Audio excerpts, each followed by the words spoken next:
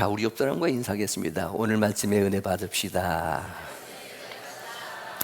항상 그런 마음으로 기도하면서 말씀을 준비하지만 특별히 이 디도서는요, 언제 또 이런 말씀을 이렇게 소위 말하는 강해 설교로 계속 또 할 기회가 있을까? 그래서 종말론적 입장에서 마지막 디도서의 설교를 하는 그런 마음입니다.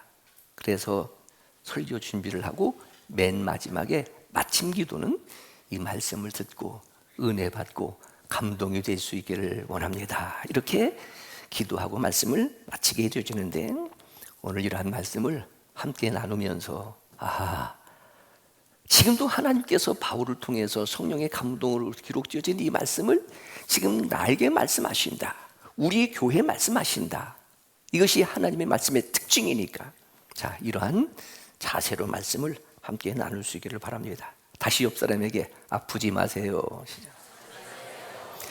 여러분 아시는 것처럼 아직도 의료 대란입니다. 17일부터는 세계적인 병원, 우리나라에서 제일 간다는 서울대 병원이 전면 무기한 휴진이라고 하고요, 또 다른 병원들이 지금 그렇게 도미노 현상처럼 그런 일들이 일어나고 있습니다. 의사도 힘들고 환자도 힘들고 나라도 힘들고 국민도 힘들고 모두가 다 힘들다. 물론 민주화 과정 속에서 한국의 근대사에 아픔과 진통이 있었던 것처럼 더 나은 세상을 위하여, 더 나은 진료를 위한 진통이라고 이해는 하고 싶지만, 그래도 아프지 말자, 아프지 말자. 영혼이 잘 되면 범사도 잘 되고 육신도 강건케 되어지기를 원하노라. 이렇게 사도 바울이 기도했던 것처럼 그러한 마음입니다. 이런 시국에 생각나는 한 10여 년 전 한 사람, 33 젊은 나이에 세상을 떠난 모든 사람들에게 바보 의사라고 알려진 그 한 사람이 생각이 납니다. 그를 소환하고 싶습니다. 안수현 청년 의사에 대한 이야기, 책으로도 우리에게 소개가 되어졌어요. 그 청년 바보 의사. 그는 독실한 크리스찬이었습니다. 청년 의사였습니다.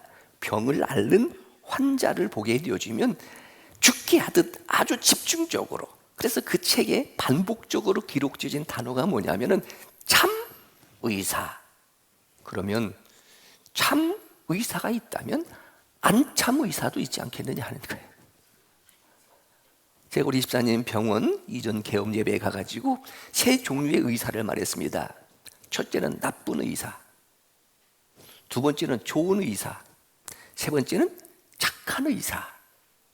누가 나쁜 의사냐? 과잉 진료로 돈을 버는 사람들, 얘는 나쁜 의사다. 누가 좋은 의사냐? 정확하게 진단하고 처방하고 치료해주는 의사는 자기의 본분이니까 좋은 의사다. 누가 착한 의사냐?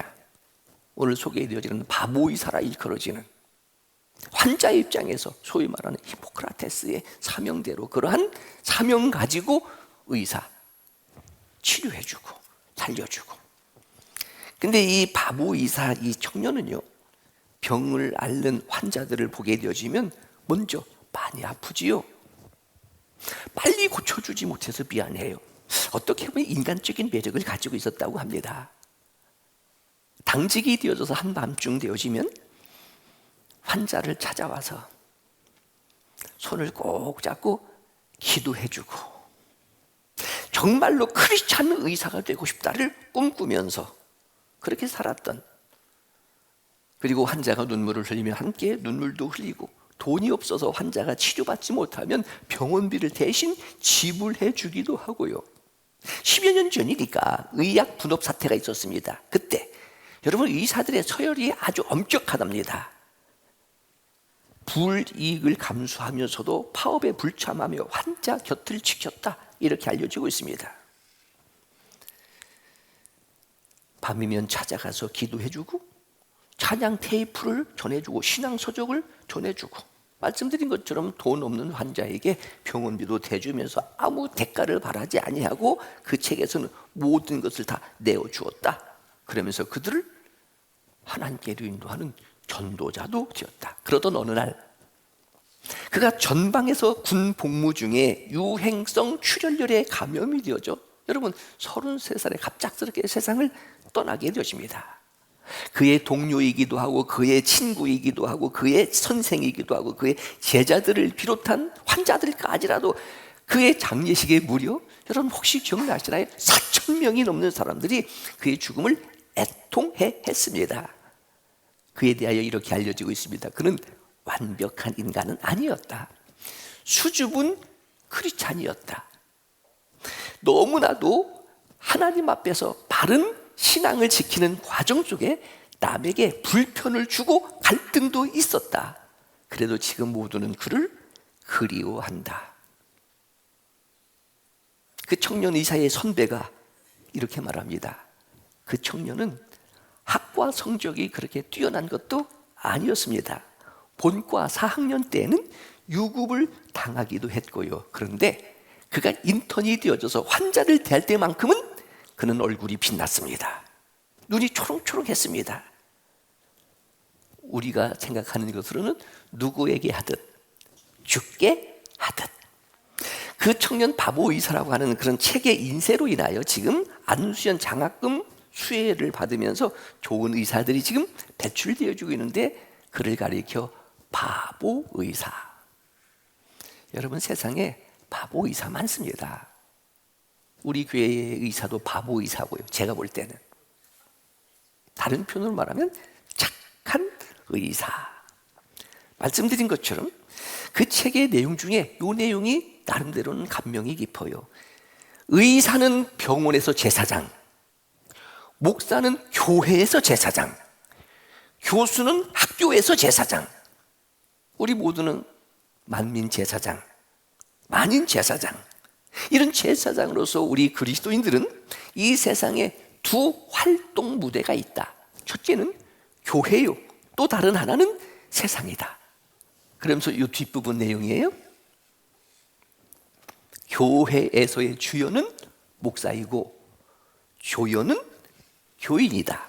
그러나 세상에서 주연은 교인이고 조연은 목사이다. 조금 이의를 달고 싶지만은 그러나 동의하는 그런 내용입니다.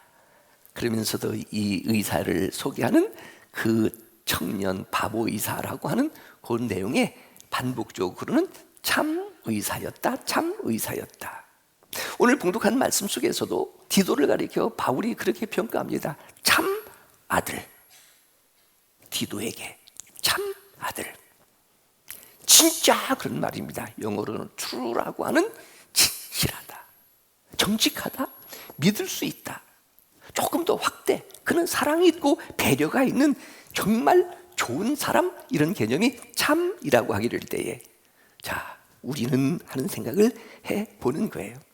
제가 이 디도서를 어떻게 보면 이제 제 사역 중에 이것이 처음이면서도 마지막에 3장까지의 소위 말하는 강해 설교로 계속 되어지는 것이 이제 여러분들에게는 조금 감동이 되고 은혜가 되어지고 기억이 됐으면 좋겠다라고 말씀드리는 이유가 세 가지의 디도서를 설교하면서 준비하는 나름대로의 이유가 있다고 말씀드렸습니다. 첫째는요, 목회 서신이라. 지금 이런 내용은 지난주에 했던 것에 대한 반복입니다. 이런 교회가 되었으면 좋겠다를 꿈꾸는 거예요.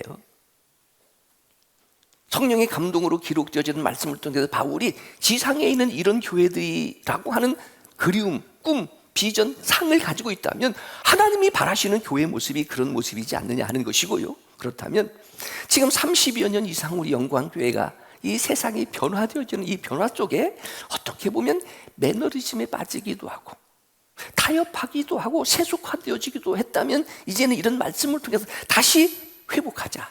이게 이제 개혁이라고 하는 프로테스탄트, 저항한다 하는 의미를 가지고 있는데 이런 교회가 좀 되자. 그래서 교회는 교회이어야 한다. 개인적으로 목사는 목사여야 한다 하는 것처럼 이게 첫 번째의 디도서를 함께 나누고 싶은 그런 마음이고요. 두 번째는 평생 하고 싶어도 사람이라고 하는 건 유효 기간이 있는 것처럼 이제 언젠가는 이 교회를 다음 세대에게 물려줘야 된다면 참 아들 디도라고 하는 바울이 부럽다 하는 것이 바로 그런 것들인데, 다음 세대 누구일까를 우리 함께 기도하면서 준비하자. 조금 더 이제 다음 주부터 계속해서 교회의 중요한 직분 중에 하나가 장로라 혹은 감독이라 하는 그런 이름으로 세워지는 장로인데, 여러분 우리 영광교회는 장로교회이기 때문에 장로회 주의에 의해서 교회의 모든 정치 체제가 이루어지는, 당회가 구성되어진 그런 교회이기 때문에 반드시 장로 세워야 합니다. 그래서 다음 주일날 설교 제목은 교회 장로를 세워야 합니다.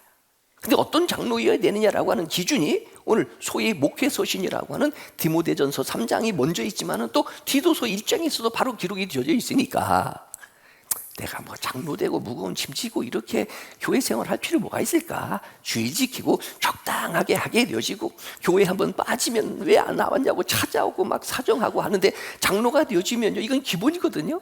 그게 힘들고 어렵게 내가 장로로 교회 섬기지 않겠다 하게 되어진다면 개인적으로 이건 비겁한 거예요. 모든 남자들은 장로를 꿈꾸자. 그렇다면 여러분 시기적인 측면에서는 아직 확정된 건 아니지만은 우리 교회가 내년에는 장로를 세워야 합니다.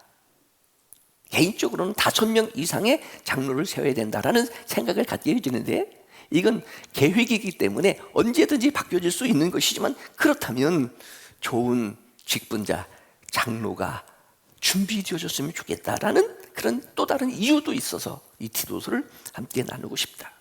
서신서이기 때문에 형식에 따라서 이 말씀을 기록하고 있는 바울이 자기 자신을 소개합니다. 말씀드렸지요? 내가 누구라고? 나는 하나님의 종이라고. 하나님의 종이라고 자기 자신을 소개한 데는 이런 이유가 있습니다. 이때 당시에 정말로 좋은 환경, 좋은 자연, 심지어는 그레데라고 하는 그런 이 지역은요, 항구 도시로서 부유하고 풍성한 그런 곳인데, 이곳에 바울이 전한 복음으로 교회가 세워지다 보니까 바울에 대한 안티, 여러분 지금도 뭐 그런 거 당연하지 않겠습니까? 지상교회에 대해서 교회에 대한 안티. 그러니까 바울이 나는 하나님의 종이요라고 말하는 그의 의도 속에는 유대인인 이스라엘 백성들에게 역사적으로 구약시대에 아브라함이라든지 다윗이라든지 심지어는 뭐 선지자들 엘리야라든지 하는 사람들은 다 모였다. 하나님의 종이었다. 하나님의 종, 그들처럼 나도 하나님의 종이다라고 하면서 사역에 대한 계승, 역사성을 강조하는 측면이에요. 물론 둘로스라고 하는 노예적 의미의 이 종이 조금 부끄러운 것 같지만은 누구의 종이냐에 따라서 다르잖아요. 그러니까 내가 하나님의 종이라고 하는 이 바울은 어떠한 수모도 있고 오해가 있어도 나는 하나님의 종이라고 하는 나름대로의 자부심과 긍지를 가지고 뭐 하고 있다? 지금 자기 자신을 소개하고 있다. 동시에 종이라고 하는 것은 의무를 강조하는 거예요. 이게 주인에 대하여 절대적 순종입니다. 당시 둘로스라고 하는 노예 제도가 있었던 그때의 이 종은요, 결혼을 해서 아들, 자식을 낳아도 그것이 내 것이 아니에요. 주인 것이지요. 내 것은 아무것도 없습니다. 외유가 없어요. 오직 철저한 복종과 순종만 있는 것이 종이라고 하는 개념 속에 바울은 주님의 말씀에 대하여 나는 전적으로 순종, 복종 이런 의미를 가지고 있고, 또 하나는요, 권위적 의미를 가지고 있는 예수 그리스도의 사도라, 아포스톨로스, 보냄을 받은 자라는 말입니다. 근데 이 보냄을 받았다는 것은 주어진 미션이 있는 거예요. 사명이 있는 거예요. 예수 그리스도의 권위로 그분이 나에게 맡기신 이 사명을 완수하는 자, 수행하는 자, 심지어는 변호하는 자, 증거하는 자, 이런 의미를 갖고 있는 것이 바로 예수 그리스도의 사도라. 어떻게 보면 이중적 측면에서의 자기 자신을 소개하게 되어지는데, 왜 이것이 중요하냐면은 철학적으로는 너 자신을 알라. 자기 자신을 어떻게 소개하겠어요? 말씀드렸습니다. 나는 목사라고. 이쪽 보고 얘기해야지. 이쪽은 다 눈 감고 있으니까, 몇 사람들 눈 감고 있으니까 이쪽 보고 얘기해야지. 여러분들은 별것 아닌 것처럼 이렇게 들려질지는 몰라도 저는 심각하게 지금 이렇게 설교하고 준비하는 거예요. 내가 누구인가를 분명하게 정체성이라고도 할 수 있는 소위 아이덴티티가 있어야 무엇을 위해서 살아가는지, 무엇을 소중하게 여기는지를 알게 되어주는 거예요. 바울은 하나님과의 관계 속에서 나는 뭐라고요? 종이다. 그리스도와의 관계 속에서 나는 누구다? 사도다. 여러분, 이 바울은 우리가 생각하는 것처럼 일을 하다가 실패하고 패배하고 부도가 나서 천부의 의지 없어서 손들고 옵니다 해가지고 사도가 되고 목사가 된 게 아니에요. 그는 엘리트였습니다. 오늘 우리나라적 표현으로 말하면 금수저예요. 바리새인으로는 흠이 없었던 철저한 율법주의자. 그랬던 그가 부활의 주님을 만나고 주님을 위하여 자신의 인생을 헌신하게 되어지는데, 그런 자기가 누구냐 하는 거예요. 나는 하나님의 종입니다. 나는 그리스도의 사도입니다. 사도이기 때문에 3절에 보니까 그분이 나에게 맡기신 것이 있습니다 라고 하는 부르심에 대한 소명이라고 한다면, 이 부르심에는 반드시 뭐가 있다? 사명이 있다 하는 거예요. 이제는 종으로 그리고 사도로 바울 자신의 삶을 사는 것이 아니라 우리가 잘 아는 것처럼 로마서 7장 혹은 14장, 고린도전서 10장 혹은 로마서 8장, 살아도 주를 위하여 살고 죽어도 주를 위하여 죽고 사나 죽으나 나는 주의 것이로다. 먹든지 마시든지 무엇을 하든지 하나님의 영광을 위하여. 이게 기분 나쁘고 상처받고 인생에 대한 패배, 소위 말하는 루저가 됐기 때문에 그러는 것이 아니라, 가말리엘 문화생, 당시 교육도시라고 하는 다소에서 그가 학문을 배웠다? 여러분, 이건 대단한 학벌입니다. 그리고 로마 시민권을 가지고 있고요. 아버지는 피역회사, 큰 회사의 사장이니까 돈도 있고요. 그랬던 그가 하나님의 부르심을 받고 그 모든 것들을 배설물처럼 여기고 전적인 헌신을 했던 그의 선택이 오늘 우리가 예수 믿게 되어지는 그런 축복의 출발이 되어졌던 거예요. 다시 내가 누구냐, 무엇을 위해서 사느냐, 거듭난 그리스도인이라면 우리 모두는 하나님의 종입니다. 그리고 보냄을 받은 하나님의 사도 혹은 예수 그리스도의 사도들입니다. 제자들입니다. 꼭 우리는 소명하게 되어지면 꼭 목사가 되고 선교사가 되어져야만, 교회의 풀타임 사역자로 일을 해야만, 꼭 신학교에 가야만 하나님이 부르셨다 말하게 되어지는데, 이게 어떻게 보면 한국의 교회의 목회자를 키워내는 신학교에서의 면접에서의 문제가 그거였다고도 개인적으로 지적이 되어져요. 우리 모두는 다 하나님의 부르심을 받은 자들입니다. 부르심을 받고 각자의 직장으로 뭐 하는 거예요? 파송되어지는 거예요. 그래서 말씀드렸던 그 청년 바보 의사라고 하는 것에서, 교수는 학교에서 제사장이 되고, 의사는 병원에서 제사장이 되고, 목사는 교회에서 제사장이 되고, 각자 하나님의 보내심을 받은 자기의 사명이 있다 하는 말입니다. 그런데 바울이 디도를 부르고 디도에게 디도여 교회를 부탁하오. 이것이 복음이 되어지는 이유는 복음의 성격 중에 중요한 것이 역사성입니다. 역사성. 그러니까 바울이 하나님의 종하게 되어지면 유대인들에게 어느 역사부터 시작되어지는 거예요? 구약의 역사부터 시작이 되어지는 거예요. 가장 중요한 것, 바울의 믿음과 디도의 믿음은 무슨 믿음이다? 지난 시간에 말씀드렸잖아요. 같은 믿음이다. 같은 믿음. 그래서 믿음도 하나요, 주도 하나요, 성령도 하나요, 세례도 하나이고 우리는 모두 다 하나이다. 하나의 공동체. 여러분, 구약 시대에 아브라함이 믿었던 믿음과 오늘 우리가 믿는 이 믿음은 같은 믿음이에요. 한 믿음이에요. 대표적으로 바울이 이런 역사성을 가지고 갈라디아서 4장에 보면 우리 모두는 다 믿음으로 아브라함의 후손이 되어지는 거예요. 아브라함의 믿음? 하나님의 말씀을 묻고 장차 인류를 구원할 메시아 예수 그리스도를 보내주시겠다고 하는 언약을 믿었던 그 믿음은 시대적인 측면으로 말하면 초림의 예수 그리스도를 믿는 거예요. 구약시대의 모든 성도들은 초림의 예수 그리스도 역사 속으로 보게 되어지면 베들레헴에서 동정녀 마리아에게 성령으로 잉태되어진 그 이름 예수라 하라. 예수. 오늘 우리의 믿음은요, 이 예수님이 공생애를 사시다가 십자가에 못 박혀 죽으시고 다시 살아나신 바로 그 예수. 어떤 예수다? 크로노스라고 하는 인간적 시간 속에서는 과거, 현재이지만은 같은 예수예요. 고로 아브라함의 믿음은 오늘 나의 믿음, 나의 믿음은 아브라함의 믿음. 시간적인 차이만 있을 뿐이지 우리는 크로노스라고 하는 과거, 현재, 미래 속에서 이런 구분을 하지만은 카이로스라고 하는 하나님의 시간 속에서는 영원한 것이다. 그래서 우리의 믿음은 아브라함의 믿음이기에 성경의 특성, 아브라함에게 하신 말씀이 지금 누구에게 하시는 말씀? 나에게 하시는 말씀.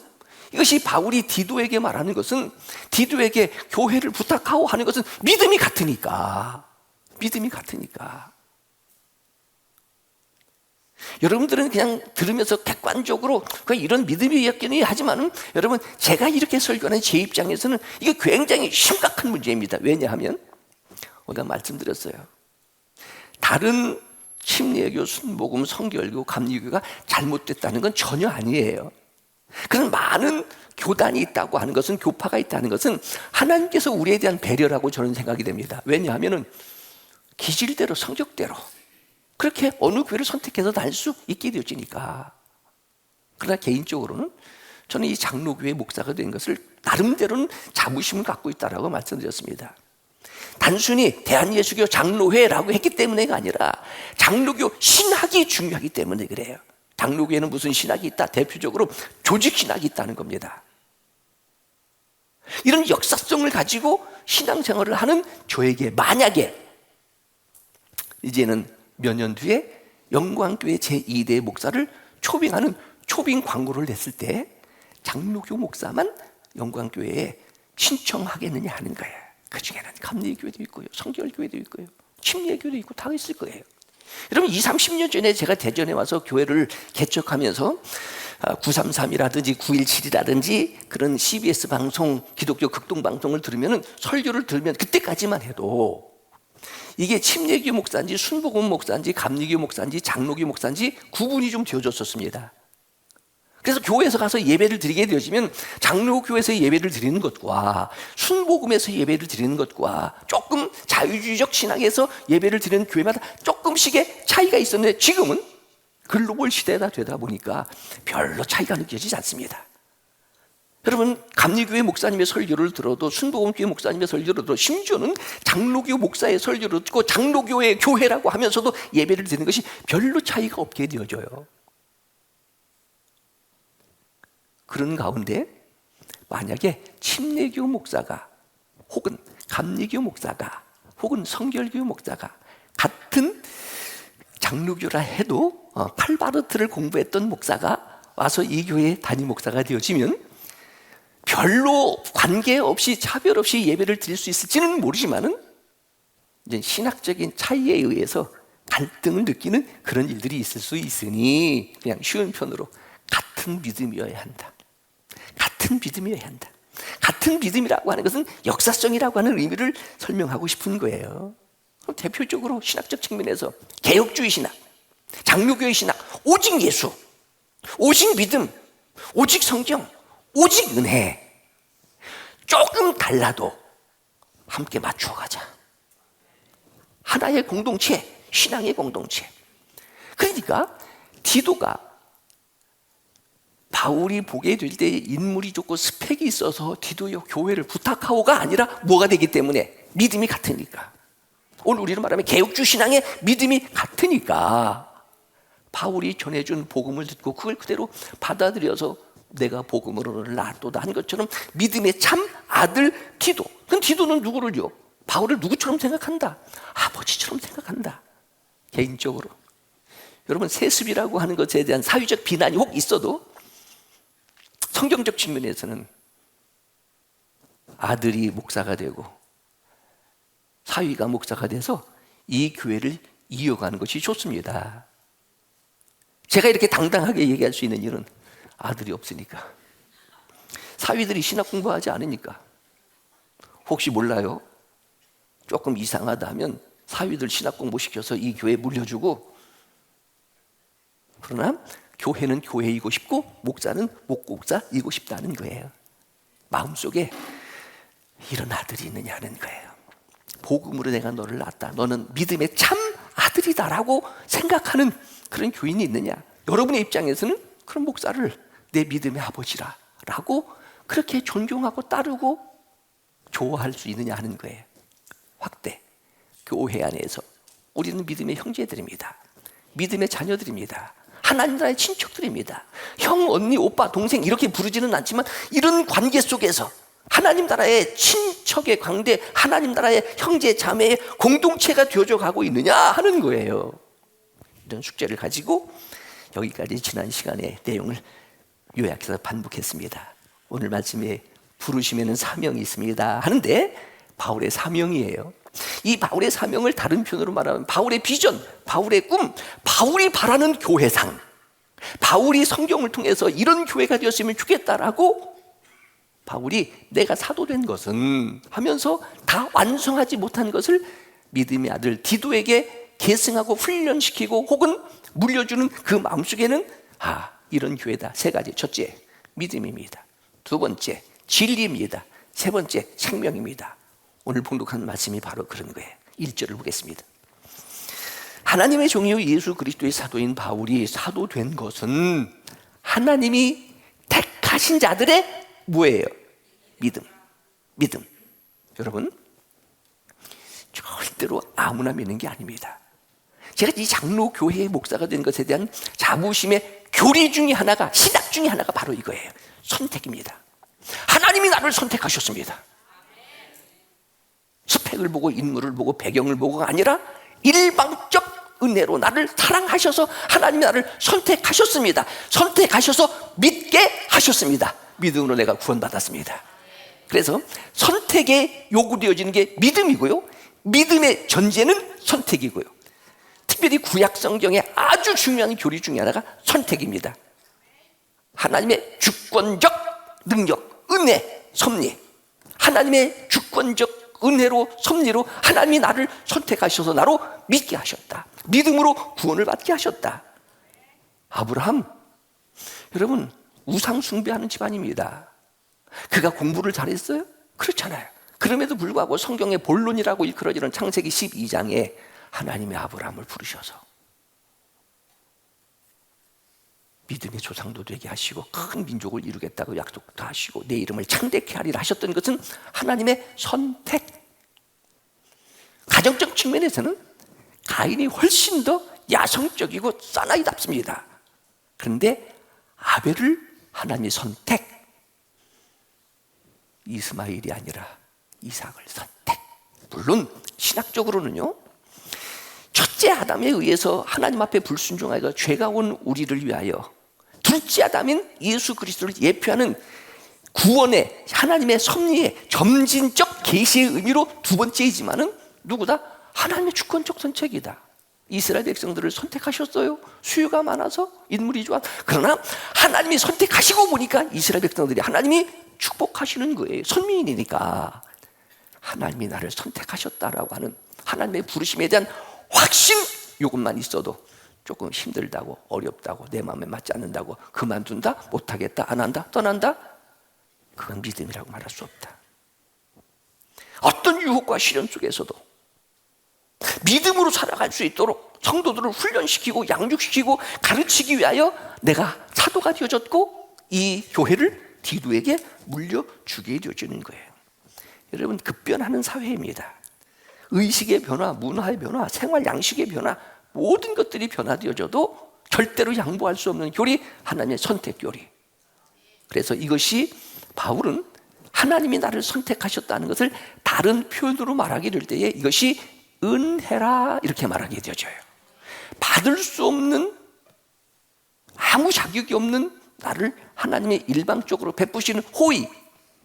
그래서 너희는 그 은혜로 말미암아 믿음으로 구원을 얻게 되어지는 겁니다.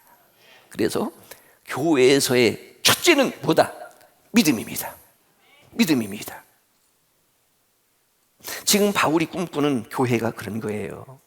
두 번째는 진리예요, 진리. 그런데 진리의 지식이라고 하는 1절에 그런 단어로 연결되어지는 겁니다. 그럼 요즘 지식의 홍수 시대예요. 근데 전해지는 지식 다 믿을 수 있어요? 가짜 뉴스들이, 가짜 소식들이 얼마나 많게 되어지는 거예요. 근데 2차적으로 진리하게 되어지면은 예수 그리스도가 진리입니다. 성경이 진리입니다. 내가 곧 길이요 진리요라고 하는 것.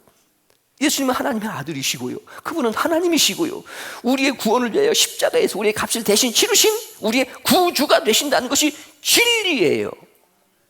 요한신학에서도 진리를 알지니 진리가 너희를 자유케 하리라. 그런데 이 진리를 머리로만 아는 지식이 아니라 어디에 속한 경건함에 속한. 여러분, 경건이라고 하는 것은 우리의 전문 용어입니다. 신앙생활의 전문 용어가 경건이에요. 예배 경건합니다. 기도 경건합니다. 어떻게 보면 우리의 영성이 경건이에요. 그런데 단순히 지식적으로만이 아니라 경건함에 속하는 것은 예배, 영성, 교회 생활, 기도 생활, 교회 안에서의 섬김, 봉사의 그런 단어적 의미도 있지만 더 깊은 경건함의 단어적 의미는, 내가 이거 발음을 잘 못해서 그래, 간라인스, Godlinss 하게 되어지는 것. 주님을 닮아가는 것, 하나님을 닮아가는 것. 그래서 믿음이 성장되어지고 자신을 쳐서 경건한 복종생활, 신앙생활을 통하여 당신을 보면 누구를 닮은 것 같아요? 예수님을 닮은 것 같고, 당신을 보면 예수님이 생각납니다. 자, 옆 사람 얼굴 보고 확인. 그러냐 하는 거예요. 고로 인격적인 진리, 체험적인 진리, 하나님을 경외하는 신앙의 태도, 정말로 예수 믿는 사람. 그래서 바울이 이 목회 서신에 보게 되어지면 이 경건함이라고 하는 것을 굉장히 많이 강조하고 있습니다. 경건에 이르도록 내 자신을 연단하라. 경건의 훈련을 통하여 누구 닮아가는 거예요? 주님 닮아가는 거예요. 경건에 이르도록 네 자신을 연단하라. 경건하지 못하는 자, 믿음에서 떠나 잘못된 가르침과 미혹됨과 양심에 화인 맞은 거짓말하는 자처럼 이런 시대에 경건하게 살고자 하는 자는 박해를 받으리라. 초대교회의 핍박이 왜 그래요? 경건하게 살고자 하는 것처럼, 믿음으로 살기 때문에. 그래서 예수님이 십자가에 죽으신 정치적 죄목이 뭐예요? 참담죄예요. 네가 하나님이냐? 근데 예수님 하나님이시잖아요. 그래서 사람들이 볼 때 저게 지금 나사렛에서 자라고 목수의 아들인 예수가 지금 하나님처럼 하고 다니는 거예요. 그러니까 참담죄에 걸려서 그가 재판을 받게 되어진 이유가 바로 그런 까닭인데, 첫째 교회는 믿음으로, 두 번째 교회는 진리인데 지식적인 진리가 아니라 그것을 삶을 통해서 경건함에 속한 진리, 그러니까 인격적 진리, 체험적 진리, 삶의 진리. 말씀드린 것처럼 유대인들에게는 신학이 없다. 왜냐하면 삶이니까. 그러니까 신학은 학문이 아닙니다. 신앙은 액세서리가 아니에요. 신앙은 여러분의 기호품이 아니에요. 내 삶이어야 되는 거예요. 말씀을 듣는 이유가 뭐예요? 목사가 지금 설교 어떻게 하는가 판단하는 거예요? 그 말씀을 듣고 지켜 행하는 자가 복이 있도다. 바울이 지금 믿음의 참 아들 디도에게 이걸 지금 부탁하는 거예요. 교회는 믿음의 공동체여야 한다. 교회는 진리의 공동체인데 그 진리가 논리적으로 지식적으로 다투고 투쟁하고 심지어는 논쟁하는 것이 아니라 뭐 하는 것? 경건한, 마치 하나님께 속한 것처럼. 한 가지 더는요, 이런 이유가 뭐예요? 소망이 있는데 얼마만큼 이 세상에서 잘 먹고 잘 사느냐가 아니라 2절입니다. 영생이에요. 영생. 여러분, 예수 믿는 이유가 우리 그렇잖아요. 정직하게, 바르게, 깨끗하게, 부지런하게, 그 정도 차원이 아니라 성경 1189장 중에서 핵심적인 요절 한 절을 말하게 되어진다면 요한복음 3장 16절 시작. 하나님.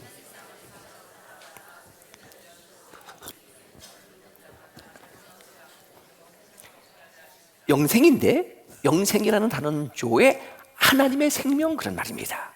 하나님은 영원하신 분이에요. 영혼 불멸입니다.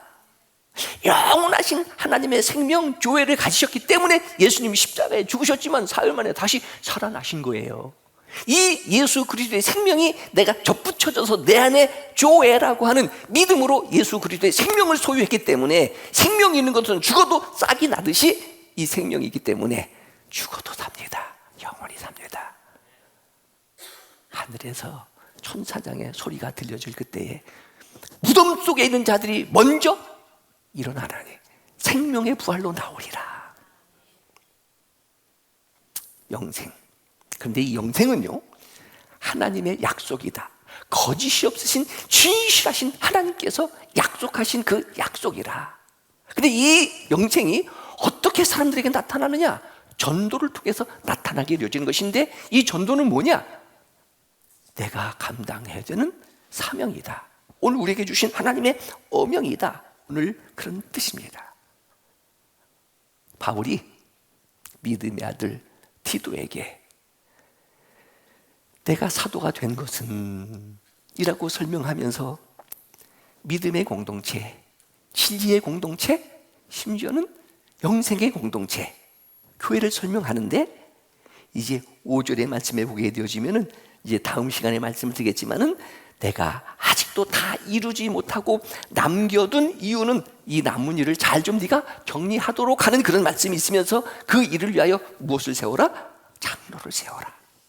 장로들의 도움을 받으면서 장로들을 세워라. 장로라고 하는 이름, 감독이라고 하는 이름이 나오는데, 이건 다음 시간에 말씀드리는 것으로 하고, 바로 뭐예요? 영생이 있다. 다른 표현으로 말하면 돌아갈 본향이 있다. 예수님, 내가 너희를 위하여 처소를 예비하러 가노니. 지금 주님이 어디 들어가 어떻게 되니? 내가 어떻게 해? 내가 길이요 진리요 생명이니 다로 말미암지 않고는 아버지께로 올 자가 없느니라. 진실하신 하나님의 약속, 이것을 우리가 전하는 전도. 그래서 한 영혼이 주께로 돌아오게 되어지는 이 전도를 하나님 우리에게 맡기신 사명이다. 그래서 바울이 사도행전 20장 24절 이하에 이 은혜의 복음을 전하는 이 일을 위하여 나의 생명을 조금도 귀한 것으로 여기지 아니하노라. 바울의 가치관입니다. 우리 모두는 하나님의 종으로 부르심을 받고 예수 그리스도의 사도로 부르심을 받고, 신학적으로는 오늘 말씀에 선택, 하나님이 나를 부르셨다고 하는 확신, 그리고 예수 그리스도의 진리에 대한 믿음, 마지막 영원한 하나님 나라 영생에 대한 소망. 그래서 이 몸의 소망 무언가? 우리 주 예수뿐일세. 이렇게 찬송하게 되어지는 거예요. 이러한 이들에게 하나님과 우리 주 예수 그리스도의 은혜와 평강이 있을지어다 축복하시는 겁니다. 은혜라고 하는 것은 받을 자격이 없지만 베푸시는 하나님의 호의와 사랑이라면, 내가 은혜를 받고 보니까 잘 된다 안 된다 그 떠나서 마음에 평강이 있는데, 평강은요, 샬롬이라고 하는 것은 하나님의 관계 속에서, 이 말씀을 기록한 바울, 육체적인 가시가 있다는 건 알았어요? 그것이 고침받기를 위해서 기도했지만 고쳐지지 않았습니다. 그런데도 이것이 은혜라, 이것이 하나님의 은혜라, 육체적인 가시가 하나님의 은혜라 하게 되어지니까 마음은 평강 있게 되어지는 거예요. 잘 된다 안 된다, 건강하다 안 건강하다, 뭐 가난하다 힘들었다, 그게 문제가 아니라 바로 이러한 까닭이라. 자, 그러면 오늘 말씀의 결론입니다. 교회하게 해주실 때 뭐가 교회냐 하는 거예요. 자, 우리 옆 사람에게 당신이 교회입니다. 우리가 교회입니다. 그러니까 우리가 이 세상에 존재하는 이유가 뭐냐 하는 거예요. 내가 이 세상에 살아야 하는 이유가 뭐냐 하는 거예요. 또 이거 다시 설명해야 돼요? 교회다운 교회를 우리 꿈꾸자. 교회다운 교회가 되자. 좋은 일꾼도 세우고 다음 세대를 준비하자. 여러분, 예수 잘 믿어도 경건하게 살고자 하는 자는 세상에서 핍박을 받으리라. 내가 세상에서 환난을 당하나, 하나님이신 분도 이 세상에 오셔서 이 세상에서 환난을 당하나 담대하라, 내가 세상을 이기었노라. 그분이 우리의 주님이 되신다면 이제 장차 영원히 살게 되어질 예수쟁이로 우리 본향을 향하고 본향을 준비하는 경건한 삶을 살아가는 여러분에게 오늘 말씀 은혜와 평강이 넘치시기를 축원합니다. 기도하겠습니다. 하나님 아버지,